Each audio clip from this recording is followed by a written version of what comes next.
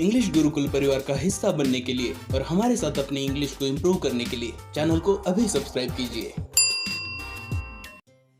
Hello दोस्तों, स्वागत है आपका इंग्लिश गुरुकुल यूट्यूब चैनल पे। मैं हूं आपका होस्ट विनोद और आज हम देखने वाले हैं question and answers from his first flight.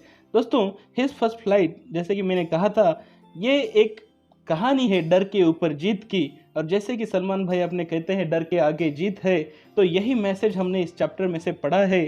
इस चैप्टर की समरी मैं ऑलरेडी क्रिएट कर चुका हूं और चैनल के ऊपर पोस्ट भी है, लाइव है, जिसकी समरी आप देख सकते हैं और अच्छे से पढ़ सकते हैं। अभी इस चैप्टर के क्वेश्चन एंड आंसर्स हम देख रहे हैं। क्वेश्चन नंबर 1 है, why was the young seagull afraid to fly. तो आपको पता है कि जो यंग सीगल है, जो यंग बच्चा है, वो उड़ने से क्यों डर रहा था। उसके मन के अंदर सबसे पहला डर ये था कि जब वो देख रहा था कि ये जो सब कुछ नीचे समंदर है वो मीलों दूर है, अगर मैं इतनी ऊपर से, इतनी ऊंचाई से अगर मैं नीचे गिरूंगा तो क्या होगा, ये पहला डर उसके अंदर था। साथ ही साथ दूसरा डर उसके अंदर था कि उसे ये लग रहा था कि जब वो छलांग लगा देगा उड़ने के लिए, जब वो कोशिश करेगा तो उसके जो पंख है वो कभी उसे सपोर्ट ही नहीं करेंगे उड़ने के लिए, और खुद के ऊपर विश्वास की कमी के चलते हुए वो उड़ना नहीं सीख पाया और डरते रह गया। Do you think all young birds are afraid to make their first flight. तो मुझे लगता है कि सारे ही बर्ड्स एक जैसे नहीं होते, ठीक उसी तरह से जैसे सारे ही इंसान एक जैसे नहीं होते। सब, हर एक व्यक्ति का अलग अलग स्वभाव होता है। तो हो सकता है कोई बर्ड, कोई पंछी बहुत जल्दी सीख जाए, और हो सकता है किसी बर्ड को बहुत ज़्यादा टाइम लग जाए। और सम बर्ड्स मोर टिमिड देन अदर्स। यह सही है, कुछ बर्ड्स जो होते हैं बहुत ज़्यादा टिमिड हो सकते हैं बाकी के बर्ड से। हर एक व्यक्ति का, हर एक इंसान का जैसे कैरेक्टर होता है वैसे इनका भी एक कैरेक्टर होता है, और उस हिसाब से ये चीज़ें बदल सकती है, वेरी कर सकती है। Do you think a human baby also finds it a challenge to take its first steps. हम सबको ये पता है कि इंसानी बच्चे के लिए जो उसके पहले स्टेप्स है, वो स्टेप्स ले पाना ये सबसे मुश्किल कामों में से एक है। और जब बच्चा अपने पहले स्टेप्स ले लेता है तो वो उसकी ज़िंदगी के सबसे बड़ी उपलब्धियों में से एक होती है, क्योंकि अब वो रेंगना छोड़कर चलना शुरू कर देता है और अपने ज़िंदगी का एक इम्पॉर्टेंट पड़ाव वो पूरा कर देता है।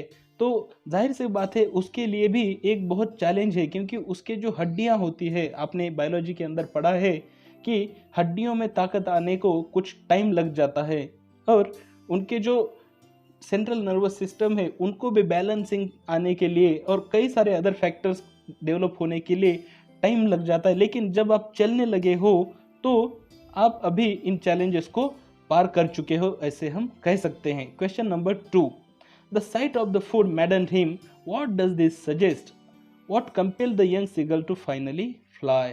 तो जैसे कि हमने चैप्टर के अंदर पढ़ा है, जब वो बच्चे ने देखा कि उसकी माँ फिश खा रही है, मछली खा रही है, तो वो लगभग पागल सा हो गया, क्योंकि उसे बहुत ज़्यादा भूख लगी थी। पिछली रात से उसने कुछ भी नहीं खाया था। तो ये सजेस्ट करता है कि एक ज़रूरत होना ज़रूरी है, आप ऐसे ही नहीं उड़ पाओगे, राइट। तो ये है वो चीज़ जिसने इस सीगल को कंपेल किया, उसने मजबूर किया उड़ने के लिए। अगर उसे इतनी भूख ना लगती कि वो पागल हो जाता खाने के लिए, तो शायद वो डाइव नहीं करता। शायद जब उसकी माँ वहाँ पे उड़ते हुए आई थी तो वो उस फिश के ऊपर, उस मछली के ऊपर वो छलांग ना लगाता और शायद वो कभी ना उड़ पाता। तो हमेशा ज़िंदगी में जब भी आप कुछ कर रहे हो तो उसके साथ एक उद्देश्य होना ज़रूरी है, एक ज़रूरत होना ज़रूरी है। तो उस बच्चे के लिए वो जो भूख थी उसने उसे कंपेल किया, उसने उसे मजबूर किया। They were beckoning to him, calling shrilly. Why did the seagull's father and other threaten him and cajole him to fly? तो उसकी जो सारी फैमिली है वो उसे रिक्वेस्ट कर रही थी कि भाई तुम आ जाओ। वो सारे विनती कर रहे थे कि तुम भी अभी उड़ो।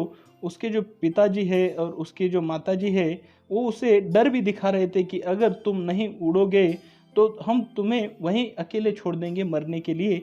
क्योंकि जैसे कि एक इंसानी फैमिली के अंदर भी हम एक समानताएं देखते हैं। वो चाहते हैं कि बच्चा अपने पैरों के ऊपर खड़ा हो जाए, बच्चा आत्मनिर्भर हो जाए, सेल्फ डिपेंडेंट हो जाए। तो ऐसा होने के बाद जो माता पिता है उन्हें लगता है कि उनकी एक रिस्पॉन्सिबिलिटी अभी पूरी हो चुकी है, साथ ही साथ उन्हें लगता है कि अभी बच्चा स्ट्रांग हो गया है, बड़ा हो गया है। तो यही रीज़न है कि उसके जो माता पिता है वो चाहते थे कि बच्चा अभी उड़ने लगे, तो वो उड़े, इसके लिए उन्होंने हर एक टैक्टिक्स किया यूज़ किया। उन्होंने उसे डर दिखाया, जैसे हम साम दाम दंड भेद कहते हैं, तो ठीक उसी तरह से उन्होंने उसे चिढ़ाया। उन्होंने उसे कहा कि तुम डरपोक हो, कॉवर्ड हो तुम। उन्होंने उसे चिढ़ाया, उन्होंने उसे डर भी दिखाया और उन्होंने थ्रेटन किया। उन्होंने हर एक कोशिश की जिससे कि बच्चा उड़ना शुरू कर दे। Question number 4, have you ever had a similar experience where your parents encourage you to do something that you were too scared to try? Discuss this in pairs और ग्रुप्स। तो ये डिस्कशन के लिए क्वेश्चन है जहाँ पे आप discuss करोगे कि आपकी ज़िंदगी में भी कुछ ऐसा एक्सपीरियंस हुआ है क्या। In the case of birds flying, it seems a natural act and a foregone conclusion that it should succeed. In the examples you have given in answer to the previous question, was your success guaranteed? Was it important for you to try regardless of possibility of failure? तो दोस्तों, इंसानी ज़िंदगी के अंदर भी ये ज़रूरी है कि आप हमेशा कोशिश करो। हो सकता है आपको कभी सक्सेस मिले या फिर फेलियर मिले, आपको हमेशा कोशिश करनी चाहिए। फॉर एग्जांपल, कुछ लोगों को बहुत डर लगता है साइकिलिंग सीखने से पहले। उन्हें डर लगता है कि मैं गिर जाऊंगा, खून आएगा, फ्रैक्चर हो जाएगा, चोट लग जाएगी। लेकिन ज़रूरी है कि आप कोशिश करो। कोशिश करने के बाद अक्सर आप सीख ही जाते हो। बहुत ही कम ऐसे लोग आपको देखने को मिलेंगे कोशिश करने के बाद भी जिन्होंने साइकिलिंग नहीं सीखी है। हाँ, कुछ लोगों को कम टाइम लगता है तो कुछ लोगों को ज़्यादा टाइम लग सकता है। ये कुछ चेंजेस होते हैं, लेकिन जब आप कोशिश करते रहते हो तो आपको आखिर में सक्सेस मिल ही जाता है। तो ये चीज़ें जब आप करते हो तो ये आपका कैरेक्टर बनाती है, आपका व्यक्तित्व बनाती है और आपको ये पता चलता है कि ज़िंदगी में कोशिश अगर आप करेंगे तो आप कुछ भी अचीव कर सकते हैं। फिर भले ही वो साइकिल चलाना हो या फिर कल को जाके आईएएस आईपीएस बनना हो, अगर आप कोशिश करोगे, अगर आप पूरी जी जान लगा दोगे तो आपको सक्सेस मिलना तय है। हो सकता है थोड़ा टाइम लग जाए, थोड़ी देर हो जाए, लेकिन सक्सेस आपको ज़रूर मिलता है।